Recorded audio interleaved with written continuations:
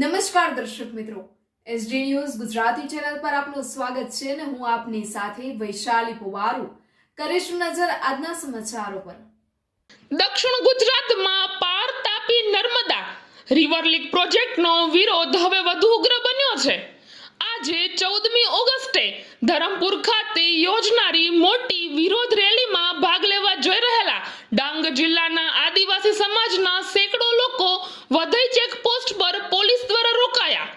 સ્થળ પર પોલીસ અને પ્રદર્શનકારીઓ વચ્ચે તણાવ એટલો વધી ગયો કે ધક્કામુક્કીથી લઈને પોલીસના જવાનોને બાનમાં લેવાનો પ્રયાસ સુધીની પરિસ્થિતિ ઊભી થઈ। સૂત્રો અનુસાર કેટલાક પ્રદર્શનકારીઓએ ઉચ્ચ પોલીસ અધિકારીઓની વર્દી પર પણ હાથ નાખ્યો, વર્દી ફાડવાનો પણ પ્રયાસ કર્યો। તણાવ વધી જતા પોલીસે બળ પ્રયોગ કર્યો, જેના પરિણામે કેટલાક પોલીસ કર્મચારીઓને સામાન્ય ઈજાઓ પણ પહોંચી હોવાના અહેવાલો છે। આ ઘટના બાદ વઘઈ સાપુતારા માર્ગ પર કલાકો સુધી ટ્રાફિક જામ રહ્યો। પોલીસે ડાંગ જિલ્લા કોંગ્રેસ પ્રમુખ સ્નેહલ ઠાકરે, મનીષભાઈ મારકણા, રાકેશભાઈ પવાર, તુષારભાઈ કામડી સહિત અનેક આંદોલનકારીઓને ડિટેન કરી વઘઈ પોલીસ સ્ટેશન લઈ ગયા। કોંગ્રેસના યુવા પ્રમુખ તુષાર કામડીએ ચેતવણી આપી કે પોલીસની આ કાર્યવાહીથી આંદોલન વધુ ઉગ્ર બનશે અને આદિવાસી સમાજ પોતાના હક માટે લડત ચાલુ રાખશે। Reporter Sushil Pawar, SD news Gujarati, Dang.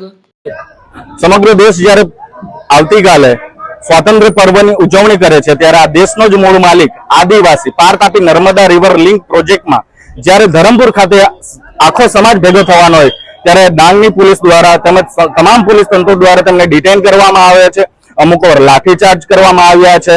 શું આદિવાસી આ દેશનો મૂળ માલિક નથી? પાર Tapi Narmada river link project માટે જે લોકો ડેમના ડુબાણમાં છે, જે પાયામાં છે, તેઓ માત્ર ત્યાં વાતો સાંભળવા જતા હતા કે શું ખરેખર ડેમ છે કે નહીં।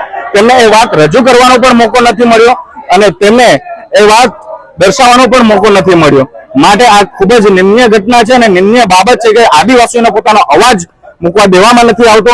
અને એક વાત એ છે કે ધવલભાઈ જે ખોટા વાયદા કરી રહ્યા છે કે ડેમ નથી બનવાનો તો લોકોને એમની વાત તો મૂકવા દો।